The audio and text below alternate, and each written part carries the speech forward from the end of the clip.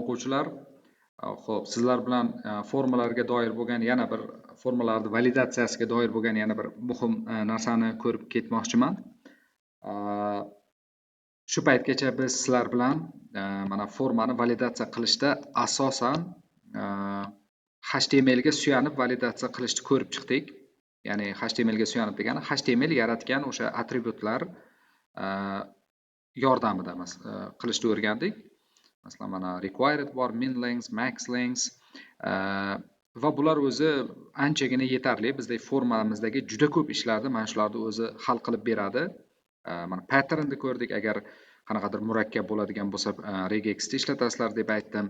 Mana shularni o'zi juda ko'p sizlarni aslida validatsiya bilan bog'liq bo'lgan muammolaringni shuni o'zi hal qilib beradi. Lekin ba'zida shunday bo'ladiki, bizda ehtiyoj bo'ladi o'zimiz ham qanaqadir validatsiyani kod yozib yaratishimizga ehtiyoj bo'ladi. Ya'ni custom validation deydi. Custom validatsiya, custom degani o'zim o'sha dasturchini o'zi qiladigan narsa. O'sha custom validationga ehtiyojimiz bo'ladi. Shuni ko'rib chiqishimiz kerak bugun. Xo'p, masalan, qanday? Mana bitta misolini ko'radigan bo'lsak, sizlar juda ko'p duch kelgansizlar, parol kirgizasizlar, keyin xuddi o'sha parolni yana pastda tasdiqlashlaring kerak. Mana shu yerda custom validationga ehtiyoj bor. Ya'ni bu yerda sizlar foydalanuvchi bitta kiritgan ma'lumotni keyingi kontrolga kiritgan ma'lumot bilan taqqoslashlaring kerak. Agar to'g'ri bo'lsa bizga yaxshi, lekin agar to'g'ri bo'lmasa sizlar foydalanuvchini to'xtatishlaring kerak. Unga ma'lumot berib, bu noto'g'ri, to'g'ri ma'lumot kirit deyishlaring kerak. Xo'p, bu validatsiyani HTML da qilib bo'lmaydi. HTML da biron bir atributi yoki nimasi yo'q, buni tasdiqlaydi. Regex, pgex ga o'xshash yo'llar yo'q. Bunday holatlarda sizlar o'zlaring custom validation yaratishlaring kerak. Xo'p, bu qanday qilinadi? Bu state'lar yordamida qilinadi.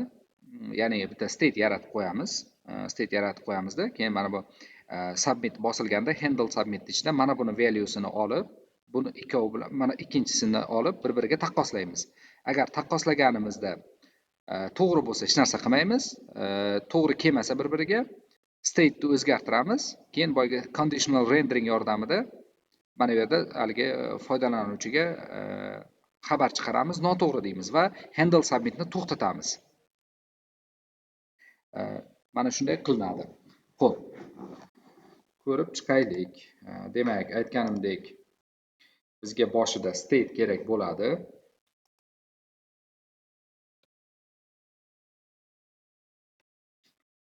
State'imizni boshlanishiga false deb turaylik. Xato bo'lsa true ga o'tkazib qo'yamiz keyin. Xato yo'q-da.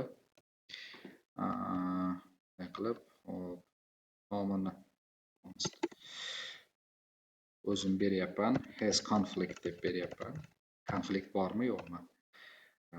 Set has conflict. Boshida false, konflikt yo'q. Endi nima qilamiz? Boyaga aytganimdek, handle submit bosilganda, demak bizda data ma'lumotimiz bor. Datani biz bilamizki, har bir xususiy har bir nimani, xo'p, bizga datadan nimani o'qib olishimiz kerak? Password bilan confirm passwordni olib bir-biriga taqqoslashimiz kerak. Bilamizki, data obyektga har bir controlda name'i bitta xususiyat bo'lib tushadi, ya'ni password. Mana ikkinchisinikini name'i bir xil bo'lib qolibdi. Buni confirm deb o'zgartirib qo'yishimiz kerak. Demak, mana shu name orqali ushlasak bo'ladi. Chunki biz bilamizki, data, buni biz obyektga aylantirib oldik. Bu obyektning ichida formani barcha kontrollarini qiymatlari turibdi. Kaliti bo'lib, mana bu name'lar xizmat qilyapti. Qiymati bo'lib, valuesi xizmat qilyapti. Shunday qilib tutsak bo'ladi. Demak, biz boyaga aytganimdek if yordamida tekshirib olamiz. Data nuqta deymiz. Hop, birinchisini name password dedi. Oldik. Teng bo'lmasa data nuqta ikkinchisining name confirm edi. Ya'ni taqqoslaydi teng emasligini. Agar ikkovi teng bo'lmasa nima deymiz? Has conflict ni true ga aylantirib qo'yamiz. Set has conflict true qilib qo'yamiz va true bo'ldimi, demak mana bu orqadagi keyingi ishlar bajarilmasligi kerak, ya'ni serverga hech narsa jo'natilmasligi kerak, pastdagi kod ishlamasligi kerak. Shuning uchun return qilib qo'yamiz.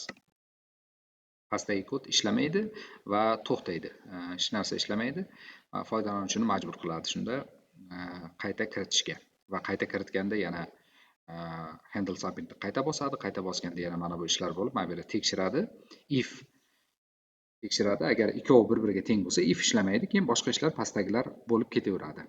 Xo'p, set has conflict true qildik. Endi pastda set has conflict true bo'lsa, conditional rendering qilishimiz kerak. Mana bu yerda confirm password tagidan has conflict deymiz. To'g'ri bo'lsa p yaratamiz. P yaratamizda stiliga qizil berib qo'yaylik, style color deymizda red deb qo'yaylik va parollar mos emas degan so'zni chiqaraylik. Mana shunday holatlarda shu bahonada aytib ketsak bo'ladi. Mana shunday kichkina stil berayotganda inline style ishlatsa bo'ladi bemalol. Xo'p, demak, conflict true bo'lsa, shunda bu chiqadi. Mana endi tekshirib ko'raylik. Adam deb kiritdik. Hop, passwordimizni mana kirityapman. 1 2 3 4 5 6 7. Atay buni xato qilyapman. 7 6 5 4 3 2 1. Hop, yoshni ham kiritishimiz kerak.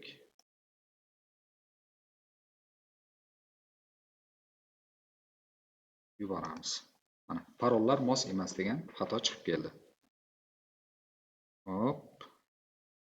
Parollar mos emas. Endi to'g'rilab chiqishimiz kerak.